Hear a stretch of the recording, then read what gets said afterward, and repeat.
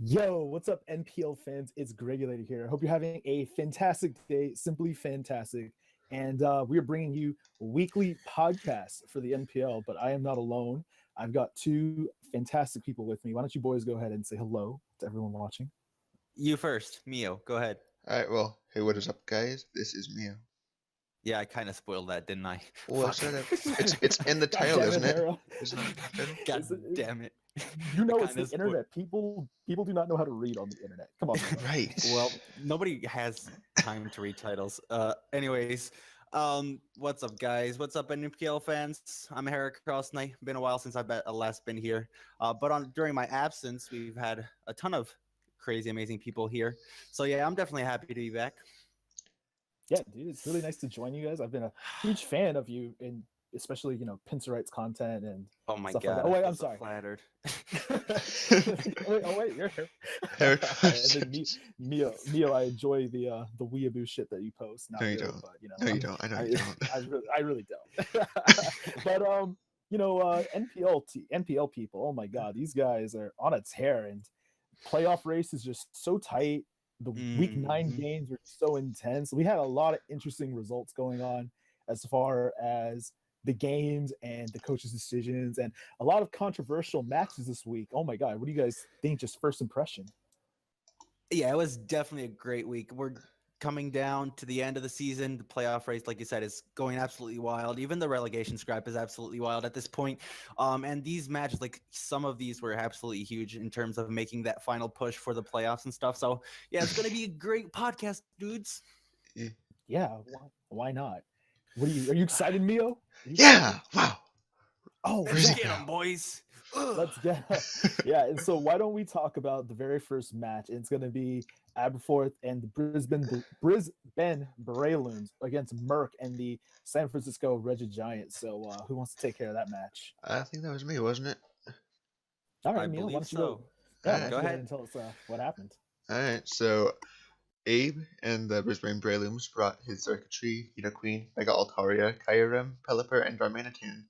And Mark and the San Francisco Reggie Giants brought Megalodios, Kogakis, Shirachi, Suicune, Gengar, and Crocodile. And honestly, this was overall a pretty good match. And if you look at it, Merc played the game super well. And like the early game, Merc kind of controlled because his Megalodios just pressured Abe really hard until. But on the other hand, sorry, Abe's Darmanitan was able to regain some of that momentum Mm-hmm. overall. And there's some interesting plays. Merc just kind of let Suicune die to the Kyurem, just pressured it a little bit. And then some really unfortunate events happened. Like Merc missed an Iron Tail, which I think ended up mattering because he could set up another Mm-hmm. DD, but it didn't really matter because Merc still made the right plays to be able to pressure that thing out. Honestly, like Yeah, a back lot and of forth unfortunate match, things happened back for and Merck. forth match, and then near the end, some really unfortunate stuff happened. Merc's Jirachi got frozen by Kyurem's Ice Beam. So Mm. yeah, let's let Darmanitan come in for free and kill it. And then Darmanitan, yeah. Jirachi, And then Jirachi is the one that usually I hacks his people. know, and Doesn't then it just Oh gets my get god, frozen. hacks. Like, does Serene that's Grace also work backwards? Like, only if you're Merc. Right? Yeah. I feel bad. I feel really bad for Merc because now, then, right afterwards, the Tree got a dazzling gleam on his Megalodios, which was at full health, full health, which also could have won the game. Possibly, mm-hmm. could have Yeah, possibly won the game. It would have had to rely on some darn play on Abe's part. yeah, I think yeah, I agree. I think this is a very fun game, and Abe's showing that, man, it's Pokemon. Anybody can come back, even when your opponent's controlling the match. Just gotta get them while they're good. I don't know what else to add to that match, but it was insightful and interesting to watch. What do you think, Hera? Yeah, it was definitely a very, very good game. Both players did exactly what they needed to do to win. Merc just got a little bit unlucky at the end. I don't know how much it mattered. He said, I mean, Merc didn't really have a huge chance to win when Jirachi got frozen, but it definitely took away his very slim chance he had to win. But regardless, it was a very, very enjoyable match to watch. In the end, it actually came down to like him having Focus Blast on his Gengar. Because Abe bought a very, very bulky Kyurem, and Merc just could not break through it because he didn't even have Dragon Stab on Mega Latios. I don't consider it a misprep because, like you said, this matchup, Gengar versus Kyurem, was just way too situational for him to pack Focus Blast specifically for it. But it was unfortunate because if he did have it, I mean, of course, he would have to hit it, which isn't very likely considering he gets frozen by 10% and misses an Iron Tail and all that. But it could have it easily could have went into Merc's favor. So yeah, definitely a great game. Yeah, absolutely. Yeah, definitely. Like, it was really good Kyurem prep and good Kyurem build on Abe's part. So darn play. It was overall solid prep. I can't knock Abe for getting hacks on Merc. Yeah. Like, it happens. Good on Abe for taking advantage of it. Like, if Pokemon gifts you stuff like that, you might as well just you don't even question it. You just take it because next week because next week you could be the one getting hacked. Oh yeah. Always true. Speaking of hacks, great game. Yeah, you guys ready to move on to the next match? Sure. Oh yeah. Speaking about hacks, this is a big one. Yeah. Speaking about hacks, we got Tug of War and the Arizona Carvanas taking on TTM Jolt and the Toronto Star Raptors. And this match was a really fun match to watch. It was very fast-paced. If you look at team preview, Jolt managed to bring Azumarill, Gothitelle, Mega Lopunny, Metagross, Gastrodon, and Nidoking, while Tog brought Latias, Electros, Weavile, Mega Venusaur, Bronzong, and Celesteal. Fable. Celesteal. Speaking of people who can't read on the internet. Good one. But if you just look at the team preview, like just looking at the matchup, like Gothitelle looks so good on Jolt's side. I'm pretty sure like Chris is very upset that Gothitelle that he drafted earlier on is now on the other side of the field. It has the ability to trap both the Clefable and the Mega Venusaur. I'm not too sure about the Clefable's item. I'm not sure if it was Shed Shell. I didn't catch the team builder for that. But still, I'm not sure. But I think Joel mentioned that he was offensive, so I can only assume that he was like Life Orb. Yeah, something like that. And then also on Jolt's team, Nidoking looks so threatening. Like it pressures so much. It's almost nearly a free switch into the Clefable. It just breaks down the Pokemon like the Electros and the Bronzong. But you can't discount like on Toge's side of the field, Weavile able to pursuit trap a lot of those fast threats, like Gothitelle, for example, being able to O-code the Nidoking, hit the Metagross. But we'll talk about Metagross later on. And earlier on in the game, I think one of the big things that just set the tone for the match was Nidoking. It just came in. Before it died, because it did die pretty early, but it took a clean 50% off of what did it take? Off the Bronzong as well. Yeah, Bronzong. And the Electros was left at 25%, and that may not seem important now, but like being in range of like all those attacks for like Mega Lopunny and the Latias later on is just so nice. I mean, and speaking of Mega Lopunny, the crit on the Clefable was so huge. I actually did not expect Iron Tail at all. Did you guys? Oh, yeah. Like, that was I wasn't cool. really expecting it, but then it crit. I'm like, oh shoot, good thing you brought it. Yeah, exactly. Good thing you brought it. And that's rare because Jolt never gets hacks like that. So it's always, here's a lesson to you, Merc. Even if you do get lucked, it does bounce back. Sometimes it takes one game, sometimes it takes a couple of years, like Jolt. Yeah, but on the other hand, Chris has just had kind of a rough streak with the hacks, though. Yeah, exactly. Jolt predicting, I think maybe, he thought that he could get away with 2 Iron Tails. I'm not sure what move Toe clicked on with the Clefable, but maybe Jolt predicting Stealth Rock or a non-attacking move on his end, because like there are a lot of Pokemon on Jolt's side of the field that could come in and take the Moonblast, most notably being the Metagross.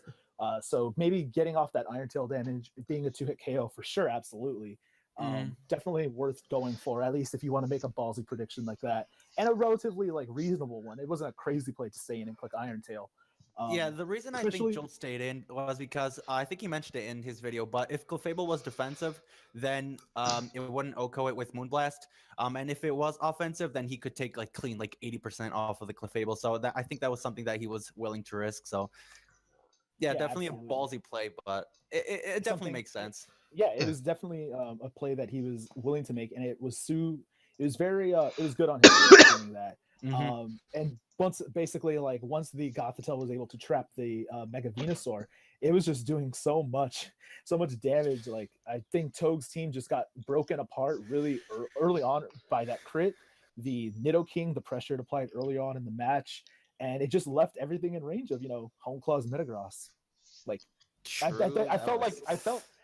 felt like Jolt was setting up the Azumarill to come in and sweep, but Gigavolt Havoc, we cannot mention that from the Latias. I know. That was definitely very, very nice. Straight clean Okoing Azumarill, like it was nobody's business, and that was really fun to watch. And I was honestly expecting more like a Ghost DMZ because of the Metagross, because I don't know if Toge had Shadow Ball, but if Jolt brought a more bulky Metagross, then Laddie couldn't really touch it. So I was kind of surprised to see that it was Gigavolt Havoc instead of Never Ending Nightmare, I think it's called. I don't know. I'm not good with the moves.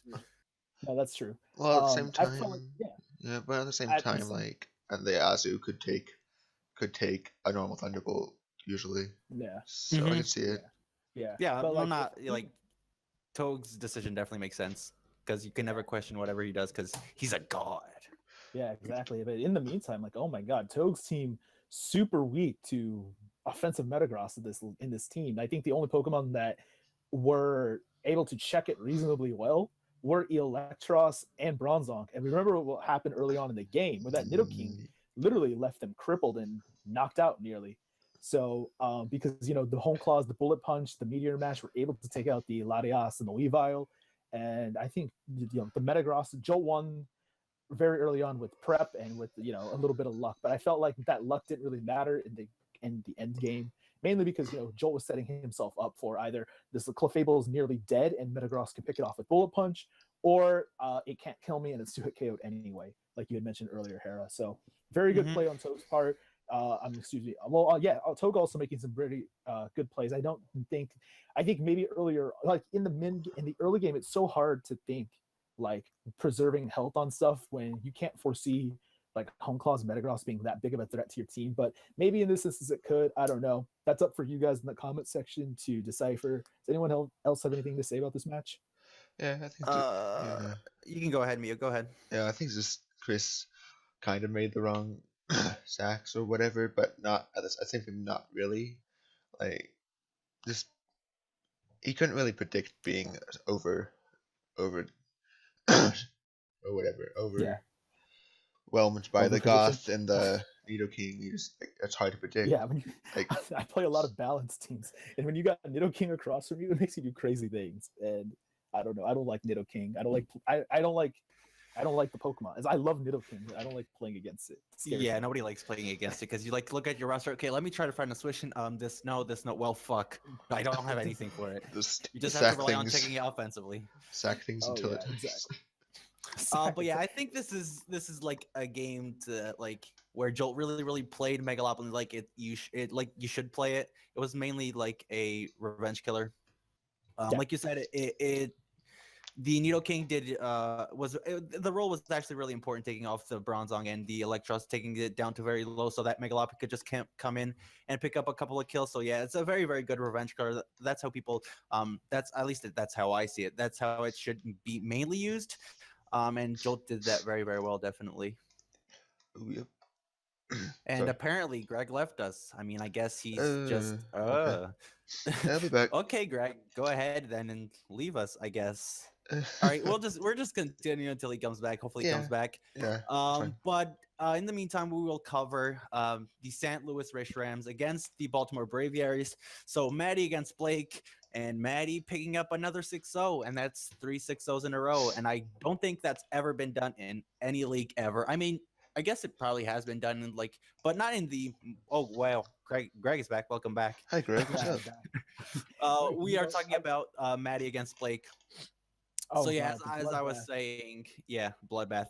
Maddie has 3 6-0s in a row now, and guess what? It wasn't Magirna's fault. We shouldn't ban Magirna. We should ban Quillfish because it picked up 5 kills. That's absolutely fantastic. That's crazy. Why is that Pokemon Carney tier? Maddie is proving us all wrong. But Maddie did still bring his Magirna. He brought his Landorus T. He brought the Blastoise, the Decidueye, the Mega Charizard X, and of course the God Quillfish. And Blake brought the Salamence, the Mega Gallade, Keldeo, Donphan, Ditto, and Victini. So Maddie brought a very, very interesting and I'd say effective strategies. He basically just managed to set up a couple of, I think it was only one layer of T spikes, and that still did a huge amount of damage to Blake's team because I think 4 Mons went down to poison, which is absolutely fantastic. The Magearna set he brought was also very, very interesting. It was like a sub protect Magearna to take advantage of the toxic spike, so that was very, very interesting as well. And I think in the late game, Maddie just did it on purpose so Quillfish could pick up a couple of like all the kills because he could have killed stuff, but he was just protecting and roosting just so Quillfish can get the kill. So I think Maddie is trying to tell us something that Quillfish should not be Carney tier at all, and we should move that thing up higher than Magearna. Because Magearna didn't do shit in this game. Quillfish got 5 kills. I think that's something we got to know. It's clearly a bad Pokemon. Yeah, so that was basically the whole game. Maddie had it like you don't 6-0 someone unless you have control of the game, unless you're lucky, which can happen. But yeah, Maddie did control the entire game. The T spikes was definitely a very, very good bring on his part. And Blake also brought some very, very interesting sets. He brought a physical Keldeo, which was absolutely fantastic, and I wish it done work, but it didn't.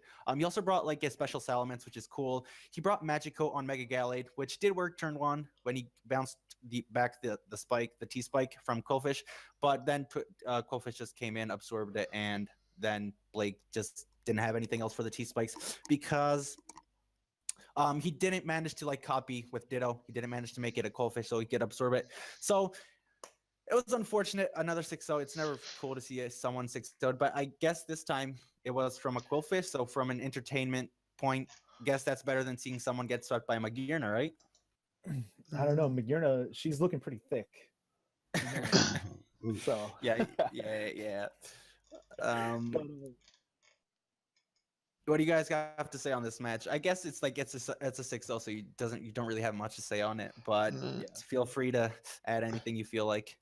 Honestly, like I don't think Maddie gets enough credit as far as like his building is concerned. Like a lot of people have been focusing on recent weeks about Magearna itself and saying, "Oh, it doesn't matter what Maddie Brawlick brings. Magearna's just gonna 6-0 your opponent." And Maddie was like, "No. I work really hard. I'm gonna come out. I'm gonna bring the best team that I possibly can." He changed up his playstyle completely in this, brought a more defensive-oriented team, and managed to do the thing he's been doing week in and week out since he's returned and control the tempo of the match and play his win condition perfect, near flawlessly. And Maddie did a great job doing that in this match against Blake, not with Magearna, but with a Quillfish. And that just shows like that level that Maddie's just on. He's just on a tear. And, you know, I think it just needs to be recognized that, yeah, he's got Magearna, but, you know, for every like the difference between Peyton Manning and Tom Brady is Tom Brady has Bill Belichick, and look at what Maddie Brawlick is doing right here for all the NFL people out there. Yeah, absolutely. You don't get 3 6-0s in a row by just having a broken team. You have to put it to good use. Like no matter how broken Amon is, if it's in the hands of a wrong player, you're not going to 6-0 anyone. So definitely all credit goes to Maddie. People have been saying, "Oh, Magearna Ben and stuff," but Maddie's just been playing very, very well recently. So you can't really take anything away from him. Yeah, like you can't discredit Maddie for just using Magearna. Like in the past weeks, even he used Magearna to the best of its ability. He didn't just use Magearna. Yeah, exactly. That's what I mean. Like Magearna can be a broken ass mon, but if you don't use it effectively, then it serves no purpose on a team. So, Maddie, all credit goes to you. Keep on 6-0ing people. I mean, what? Don't do that. That's not entertaining. Yeah. Good luck in the future too, Blake. Well, we should move on to the next game. Yeah, let's do that. Let's do it. Sure. What is the next game?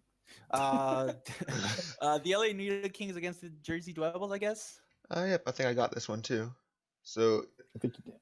So Crobat for the win, aka Danzev, and the Los Angeles Nidoking brought the Rotom, Zoroark, Vaporeon, Tapu Lele, Mega Alakazam, and Excadrill. And the Jersey Devils brought their Fortress, Mega Beedrill, Empoleon, Sneasel, Gyarados, and Florges, whatever you call it. And like it's not a Gen 7 mon. You're supposed to know how to pronounce it, man. I don't know how to pronounce that flower. But this game was really interesting. Like it just seemed really balanced at first. Like Cloud was able to keep up some pressure at the beginning on some things, but overall Danza was just able to overpower the Florges with, I believe it was extra drill that I don't know, he just used his Mondrite to be able to overpower him. Tapu Lele is of course a stupid Pokemon. I don't know. I just think straight Danza has out. been using his team nicely, especially in this game. Like, he just brings an extra drill every time to get rid of those spikes from the fortress. Mm-hmm. Like Cloud tried hard to hazard stack him, but Excadrill is just an excellent spinner, and every time it came in, it managed to get the rocks away. Like Cloud wasn't able to pressure the Excadrill to not get the rocks away. So Danza was just continued to pass wishes into it, and Excadrill just did a huge amount of work. Oh, definitely. Like, he had that Zoro, he had the Scarf Zoro War disguised as the Alakazam to be able to just pivot or whatever right into the Lele or the Zam or whatever you wanted to. Like, he had double Scarfs too. That was Scarfed and the Lele was Scarfed. Just, which was able to beat out the Gyarados. And then just finish the game off with the Mega Alakazam. Like, it's a pretty straightforward game. Go ahead. So, what was you gonna say? No, straightforward game. I just think that it's super interesting that people keep on trying to set up like with sub Dragon Dance Gyarados in front of the Vaporeon, because Danza's a good player. He knows that Vaporeon could be set up fodder, so he's going to bring Roar on them. So I just want to see people bring like a sub Dragon Dance with Taunt set, so that way Vaporeon can't roar him out. Like I think it was, I don't know if it was last week or a couple of weeks ago, but Razor was doing the same thing. And like if you bring Taunt on your Gyarados, then Vaporeon wouldn't be able to phase you out. I just think that was something interesting to know. And the Scarf Lele was definitely a good bring, because even at +1, even if the Gyarados was at +1, Tapu Lele was still able to check it. So that was a pretty nice bring on Danza. And overall, just like Cloud couldn't really keep up the pressure on Danza. So Danza, being the good player he is, just managed to bring the game home. Yeah. And like, I don't think Cloud played bad even, but like his team just overall got really way too pressured by the offensive threats Danza has, because Lele Zam was insane and he just had nothing for it. Definitely. So hey guys, this is Mio, and real quick, just I wanted to know, during editing I noticed there was some audio corruption or something near the discussion at the end of Danza versus Cloud, so I just got rid of the end of that discussion entirely, so it all made sense. So enjoy the rest of the podcast. Thank you. All right. I guess we can move on to the next game then. Yeah, what's the next game? We have the Atlanta Braviaries against the Sydney Sharpedo. So Trev against Gypsy, definitely a game that I was very looking forward to. So tell us about it, Greg. Tell us about it. I'll tell you about this game. This game actually, for the longest time, was probably one of the most entertaining matches to watch. Like, I felt like everyone thought that Gypsy King was going to rebound and basically like destroy Trev, and that was definitely not the case at all. Trev played really well. Let's look at team preview. So Trev decided to bring Celesteela, Mesprit, Necrozma, Komala, Zygarde 50%, and Dragalge, while Gypsy opted to bring Zapdos, Shaman, Mega Gardevoir, Latios, Toxapex, and Dugtrio. So if we look at a couple of the threats, Dugtrio just really puts a number on Trev's team as far as like pressuring what can kill what, because he has a lot of Pokemon that do well against Gypsy, but they get trapped by Dugtrio. So it's essentially like limiting like what Trev can revenge kill with certain things with, and we'll get into that later on. And Zapdos seems to wall a lot of things on Trev's team, so that was kind of cool. We don't know Trev, as far as from Gypsy's perspective, we're not sure what the Dragalge set is. Trev lets us know it's a Shuka Berry variant, and we'll talk about the Shuka Berry later on. But at least from team preview, there really wasn't any clear-cut like player that had the matchup in this game. And that's what I really was looking forward to when watching this match. Was I didn't know who had a chance to win. Like, you know, people say, "Oh, I have a terrible matchup against Magearna," but like in this game, like almost anybody could win based on the Pokemon that were brought. So we talk about the early game. I think Trev made a really good read, opting to go for the momentum instead of forcing his rocks up right away. I think people are starting to catch on that, you know, Gypsy likes to run a bulkier Mega Gardevoir with a lot of support options, including like Taunt, Wish, Will-O-Wisp, like that's Encore. Encore. That's like the Gypsy King special, right? His Mega Gardevoir. That's what he likes to do. So good for Trev, getting his U-turn out, applying that pressure on the Gardevoir with the Kamala. As we saw, the infamous normal spam meme. The normal spam meme. Trev capitalized on it. He took notes. He brought the Choice Band and Kamala. Gypsy thought he was able to live. Unfortunately, he knocked out. And like we mentioned earlier, revenge killed by Dougie. But that was cool because, that offered Trev to get his stealth rocks up naturally. It was a no risk play. Like, sure, he could get like toxic, but like, why is Dugtrio staying in? Especially if it's focus sash, is he going to risk a U-turn? Probably not. We're not sure, or if it's banded. Like, either way, Trev had a good opportunity to get his rocks up and very insightfully scout like what type of Zapdos he was dealing with. You saw him fish for psychics, basically just to find out the EV spread on the Zapdos. And I thought it was really nice. That misclick kind of hurt him, like not going out into his Dragalge like he wanted to, but in the end, like it didn't end up like hurting him all too much. And really, we get to the infamous turn 11 where you have Gypsy King's Dugtrio versus Trev's Dragalge. And really, I took a lot of time on this turn because there's a lot going on here that I felt like I needed to go back and watch the coaches' perspectives. So from Gypsy's perspective, he's like, okay, I know 100% of the time that this Dugtrio dies to Earthquake without a Shuka Berry. I think, and he said in his commentary, he believes it was Shed Shell. It was best to, avoid being trapped by Dugtrio. And that's a pretty good, response from Gypsy. On Trev's side, he's like, okay, he has a lot of threats like Heracross, the Dugtrio, and things that could have ground coverage. My Dragalge is super important, and it does a lot of things to his team, but let me put a Shuka Berry on so we can snag an extra kill. And I think that all this debate comes down to what was the better item, the Shuka Berry or the Shed Shell.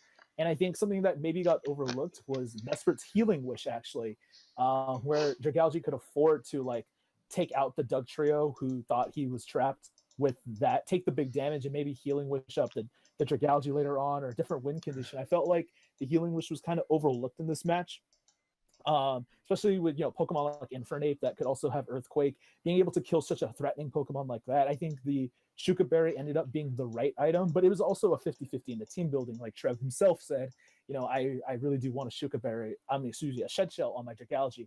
And I think there's really no right or wrong item in this case, especially because it works out so well for Trev. And I think that probably went a bit underlooked in this match because of, and I say because of, the infamous Calm Mind Necrozma that got the Shaman crits. And like essentially, we fast forward a couple of turns later, Messer gets the rocks, the Pex is coming in, and blah blah blah. Necrozma's setting up. It's +1, nice and juicy. It's fully healthy. The Latios tricks the Choice Scarf onto the Necrozma, takes it out.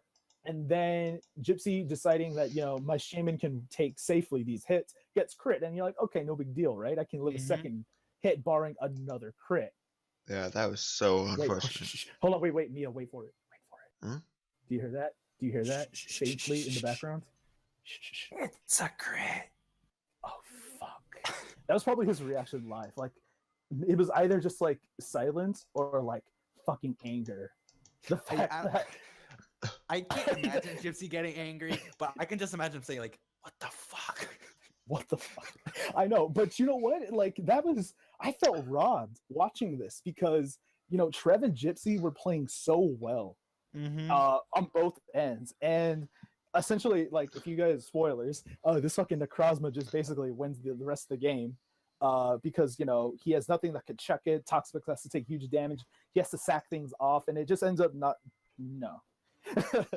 it ends up not working out for him, and that was super unfortunate. I felt like we missed out on a very good match that had potential to be probably the game of the season, and I don't say that lightly but these two players worked so hard, and for the game to just end like that was super shitty. And Gypsy having the streak of bad luck, but as we said earlier, it eventually shifts back in your favor. So maybe if you can find a way to make playoffs, Gypsy, and I'm sure you can, because hello, Gypsy. Yeah, it's Gypsy. But the playoffs, it might not be a good idea to get some of that luck back. But that was super unfortunate with the Necrozma. And I really would have liked to see the rest of the game played out. Unfortunately, we don't get that opportunity, and I guess we'll just have to wait and see. What do you guys think about this match? I mean, for like 20 turns, this was one of the best games I've ever seen. This is exactly how you should play in League format. Both prep was very, very solid. And it really came down to that double crit on the Shaman, because Gypsy's strategy was actually pretty interesting. Like tricking the choice scarf to the Necrozma so Shaman could beat it 1v1. Because from team preview, I'm not going to lie, I said, like, wow, he didn't really bring much from Necrozma, but that's being me. And Gypsy always has something up his sleeve. So, and then he tricked the Necrozma, and I was like, all right, now Shaman can beat it. Well, guess what? It can't, because it's going to get double crit. So that was definitely unfortunate. Like you said, it had potential to be game of the season. It wasn't, which is extremely unfortunate from like everybody's part. Like, I'm sure Trev didn't want to be Gypsy with Hacks, and I'm sure Gypsy not. And we all would prefer to see how this match would roll out without the crit, but it's Pokemon, it's the game we play, and there's really not much you can do about it. Gypsy's been getting unlucky, but like you said, hopefully it turns around soon enough. I mean, I don't think he's going to miss out on playoffs, but hopefully he doesn't get this unlucky in playoffs. Hopefully. Yeah, no one wants to see, like, regular season's one thing, but when your playoff run is ended by double crit on your Shaman, it's kind of that's just Right. Or Trev can tell you, you missed the Stone Edge. It happens. It happens to everyone. Some people more than others. Unless you're Jolt, then it's always going to happen to you. Especially in playoffs. Especially in playoffs. Oh, speaking of Trev, what's the Braylon? Okay, let's go. Let's move to the next match. I enjoy my analyst position here. I don't want to get kicked out. So I don't, Mio, do you have anything to add on this game, or is it safe to move on? No, you guys said it basically, so go on. All right, cool. All right, then. So we have the Florida for Alligators against the Chicago Bears. Seb against my boy, the Hex God from NYC. Razor Wolf. Razor Wolf, man, I think this is me again, right? You guys don't want to give me a break, do you? Yeah, it is me. It's all right. Let's talk about this, guys. Why not? Actually, from team preview, I just see Volcarona, and then on Razor's side, I see Volcarona fodder. That's just team preview, though. But Seb did choose to bring Amoonguss, Tyranitar, Tapu Fini, Mega Scizor, and Zydog, along with that Volcarona, while Razor decided to bring Mega Houndoom, Delmise, Tapu Koko, Garchomp, Swampert, and Heliolisk. So like I mentioned, team preview, right? A bunch of Volcarona fodder. Like, really, like, if that's not Brave Bird, Tapu Koko, and like even then you can't like check that offensively unless you're scarfed. Excuse me. That's going to be a problem for him. I think Tyranitar is really important in this matchup. It's going to be the one Pokemon I think that could reliably switch into Mega Houndoom, because Sludge Bomb is a thing that was learned, that I think Mega Houndoom gets a poison type move of some kind. Might be Sludge Wave, don't quote me on that. So Tapu Fini can also decently check it. I think Razor's going to have a very difficult time though dealing with Amoonguss, and as we see early on, Amoonguss proves to be such a good, useful member of Sebastian Top Tier Boys team very well. I think we see earlier on this Delmise applies a decent amount of pressure, but it just can't hit the things that it needs to hit on Razor's side. And I felt like a lot of the game, the early part of the game, Top Tier Boys doing his due diligence and scouting Razor's sets. And I feel like Razor blew all of his lures like within the first 6 or 7 turns. Like, he had a bunch of cool things. Like, I don't understand. He was revealing like all moves on Delmise when he really didn't need to, and I was like, Razor, what are you doing? Keep them as a secret, at least. Yeah, exactly. Like, he was showing Earthquake. He showed the Rock Slide. So there was no reason to like. He probably was thinking, oh, let me catch the Volcarona on the switch. But like, as far as like a Zydog in the back, just like, hey, Volcarona, just stop, right? Yeah, Volcarona is Seb's win condition, and it's Seb. He's not going to throw it in mindlessly. Exactly, especially when he has Pokemon like Amoonguss that can come in later on and help pressure his team, especially Razor's team. And so there was a lot going on there. He blew showing the HP Fire on the Swampert super early as well. His Mega Scizor lure was also blown. And so I felt like, what's it called? I felt like Sebastian really gained a lot of useful information earlier on while doing this. And I felt like Razor just blew all of his momentum earlier on. When we get to the mid game, though, I think a lot of what we can see, though, is the Chople Berry on Tyranitar, eliminating the Heliolisk, another Volcarona answer, super useful on Sebastian's part. Amoonguss eating hits from Tapu Koko like it was no one's business. I think that was just super impressive. And Razor did have like one chance to like get the game on with the substitute Swords Dance natural gift Garchomp. I thought that was really cool. Unfortunately, could not nab the KO necessary on the Amoonguss, and it got clear smocked, and it just didn't happen. So that was super unfortunate for Razor. I think late game, Mega Houndoom looked like it had a chance, but like Sebastian just had so much to cover for it. Like I think he mentioned like max special defense Zydo with like choice scarf. Like what the hell is he thinking? What? But like what a lord, but that actually ended up mattering. I think it had that Zydog not got burned mindlessly, and that shame on you, Seb, top tier boy. If you're watching this, oh my god, you heard the dogs in the back. You see how angry they sound when they're burned? And it's super annoying. Do you want your Zydog just fucking barking at you mindlessly because you switched it in and it got burned? Have you been burned? Probably, because you have those fucking. I've seen your videos. I know you've been burned before. You burned yourself doing something. But just props to showing to top tier boy, showing why he's an excellent player in this league and definitely a contender to win the whole thing, in my opinion. Just doing his due diligence. You don't find a player like this just essentially like getting all the momentum earlier on. Yeah. No. I'm gonna make this. I make the same joke every single week, so I'm gonna make it again. Ha! He's a top tier player. Ha! So funny comedy. Wow. That was so bad. But I just wanna Razor hasn't been playing to the best of his ability in the last couple of games because he has a Delmise, which pretty much not hard counters, but it walls Amoonguss to a decent amount, and he didn't bring Anchor Shot, and I think that would have been such a good thing to bring because he could Anchor Shot the Amoonguss. Force it not allow it to switch out, and then he could beat it 1v1. I don't know if the Amoonguss was like Assault Fist or if it had Synthesis. If it had Synthesis, then it might have been a different story. But still, your best bet was bringing the Anchor Shot on the Amoonguss, on the Delmise, so you could trap the Amoonguss and kill it from there. Last week, I don't know if it was last week he played Danza, but he also did the same thing where he gets the momentum and then he puts himself into a position where he just completely loses that momentum. Against Danza, he had he won the momentum, Vaporeon was in, and then he went into Mega Gyarados again, which had been phased out 3 or 4 times. I don't know why he keeps on doing them. I think when he gets the chance to get the momentum, I think he should just try to start pressuring his opponent and not put himself into a position where he gains momentum, next turn, he just loses them all. So yeah, that's just something I wanted to tell Razor because Razor's one of my good friends in here. So yeah, I hate to see him lose, but he's really not been playing to the best of his ability. Hopefully he can turn it around rather soon. That would be nice. Yeah. Okay, definitely. We're all cheering for you. I like seeing everyone do well, so shame when people don't. Yeah, exactly. If everybody could win their games, that'd be great, but they can't. So then everybody could be 8-0. Or Isn't 0-8 like everyone is 8-0 and 0-8 at the same time. Yo, everyone in the comment section below, please comment your favorite 0-8 team in NPL. I'll give you a hint. Phoenix Sunflores. I mean, I didn't say anything. Oh, definitely not the Vancouver Southdogs, though. Hey, the same guy who went 0-8 beat up Iron Flash Gaming. Just saying. Yeah, we'll get there. We'll get into that momentarily.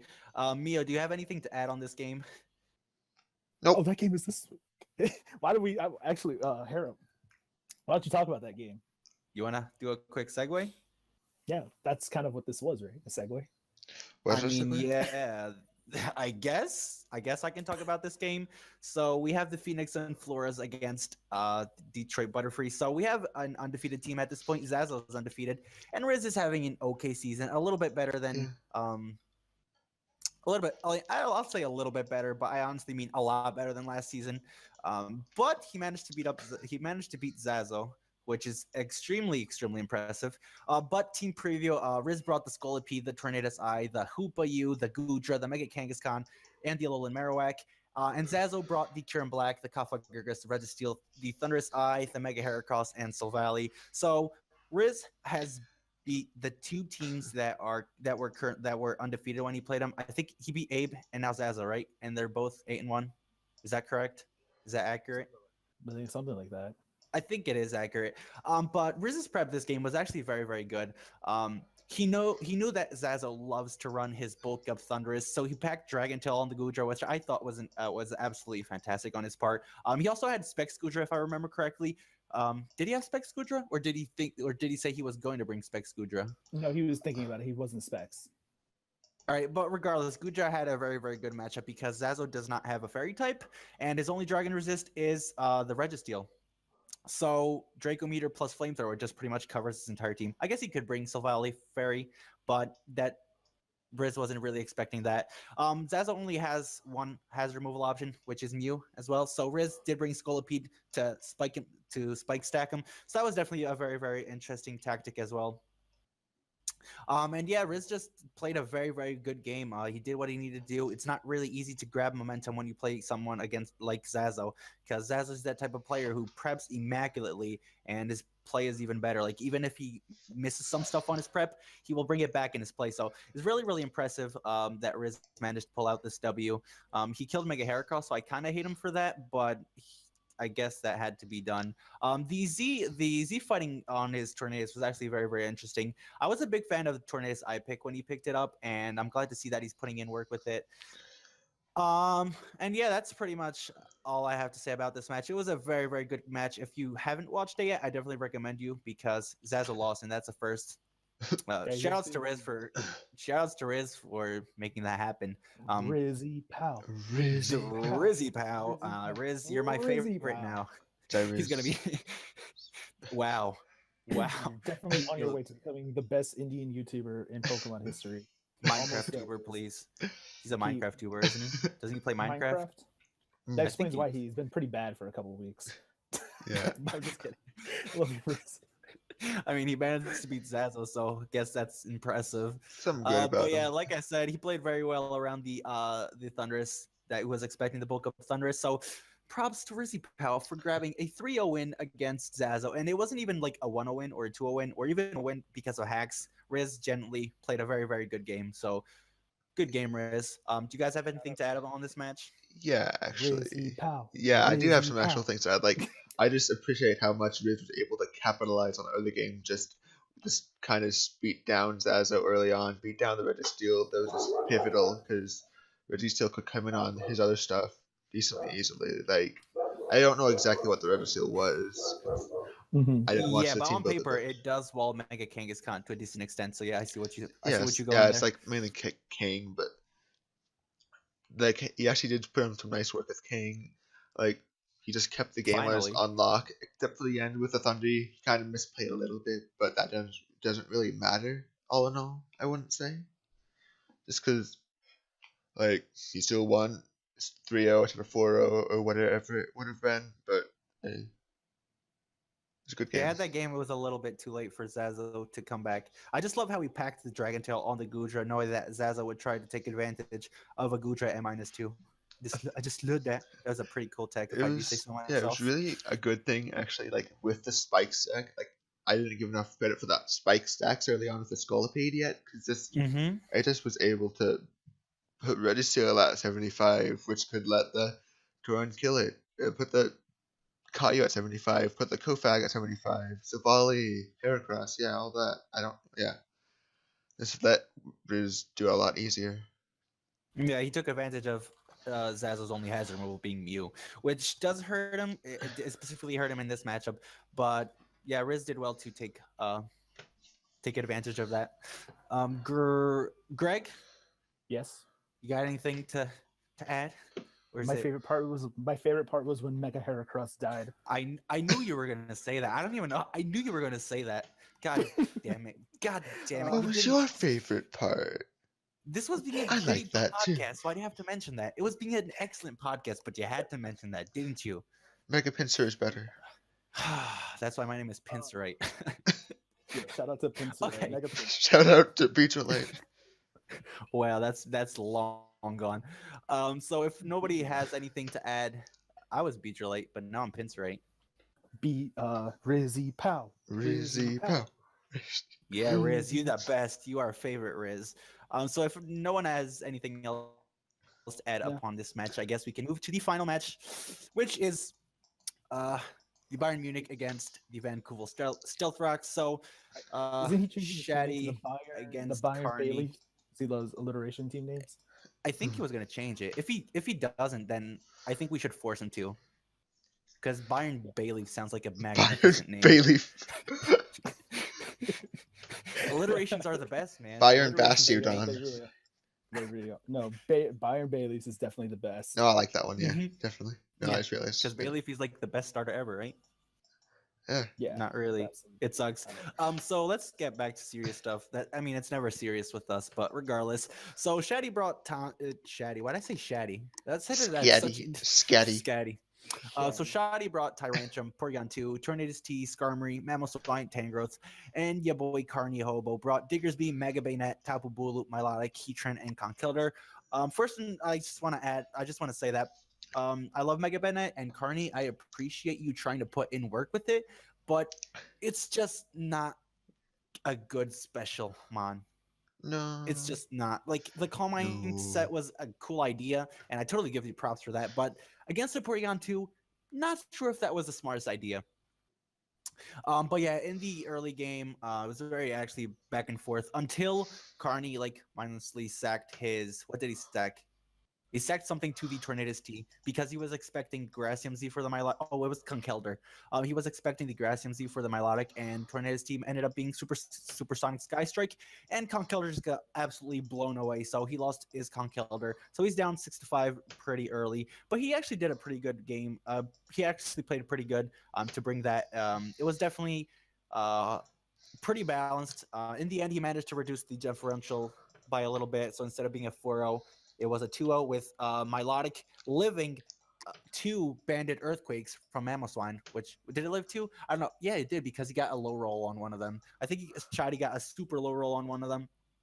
So Milotic was able to pull back a couple of differential points, but like the game was very balanced. And then Shadi sent in his Tyrantrum, and shit just started dropping. So that was pretty much the game. Very, very balanced until Shadi managed to get the momentum and control the game. Tyrantrum blew Carney's walls back, and Carney lost 2-0 to Shadi. So yeah, that's pretty much the match in my eyes. Yeah. Yeah. It was honestly a pretty simple game. He tried bringing that Bayonet again after he got it against Trev. It just didn't work again. Bayonet's just not cut out for that. As you said, it's not. I don't know, just different It has misplays like on. a 165 base attack. Why not use the physical set? Like Calm Mind is cool and all. Like Calm Mind, Cotton Guard. Yeah, that's definitely a cool set. But he has a Porygon 2, which just eats up any special hit it wants to go for. At +6, like if it I like +4, it might not. Yeah, a +4 probably wouldn't even 2-ko a Porygon 2. So, like I said, I give you props for trying to use Mega Bayonet, but it's not really good as a special sweeper. Yeah, no, the game just didn't go with that. It went fine for Carney. I think he just didn't. Yeah, he played a get good it all. match, definitely. Didn't get it for all sure. in the end, but yeah, don't really have too much to add. I think he covered most everything that could be covered about it.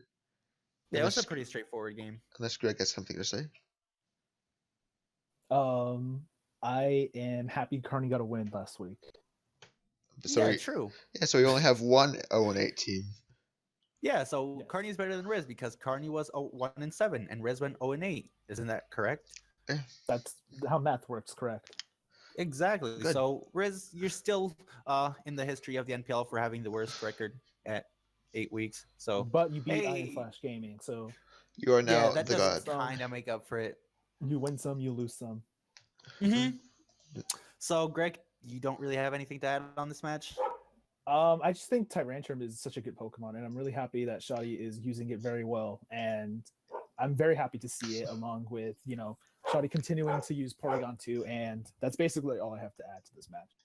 Yeah, I tried prepping for Tyrantrum because I played it in a league match this week, and it's a pretty big pain to build around it because every time it comes in, unless you have like a really good ground type, then Head Smash is absolutely annihilating you. And even last week, I think he brought Bandit Tyrantrum again against Riz when he had Hippowdon, and Tyrantrum just had Bandit Outrage, which was able to 2-ko Hippowdon if need be. So yeah, that's just how much of a monster Tyrantrum is, in all honesty.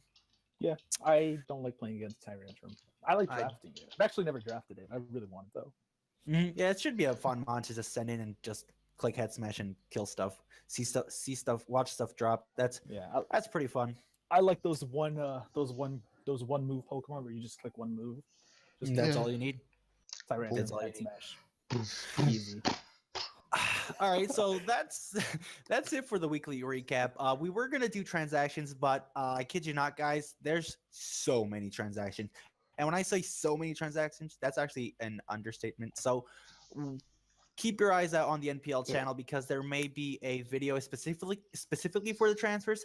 Because this was the transfer deadline for the season, so all the coaches did what like they needed to do in this last week. Mhm. So there's That's a lot crazy. of transactions that we Oh, yeah. might Way too cover many.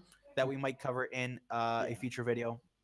Mhm. And also, in probably next podcast, we will have a more in-depth look at the playoff race right now because it is very, very hectic.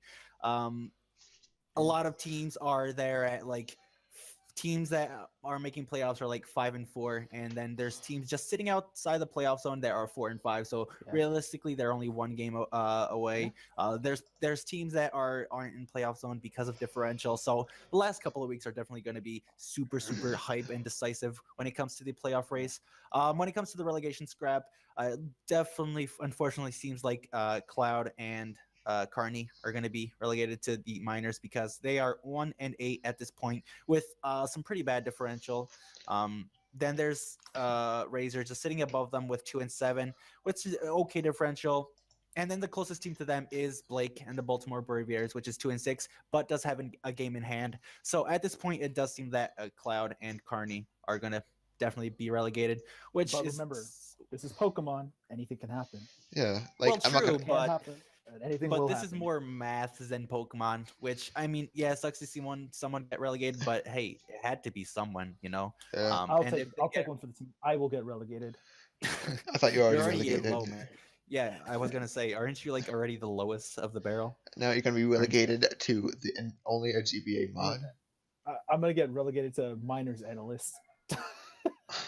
You know, that sounds a lot more appealing right now than the Razors analyst. NPL minors, yeah. Because So yeah, guys, I guess that we can wrap up the podcast right here because we've been just last thing I have to say, Little Rob for NPL minors. Little Rob. go Little Rob. Rizzy Pow, Rizzy Pow. Speaking of NPL minors, the power rankings have been going up, so I definitely think that you guys should be checking out there because the NPL minors is absolutely stupid competitive.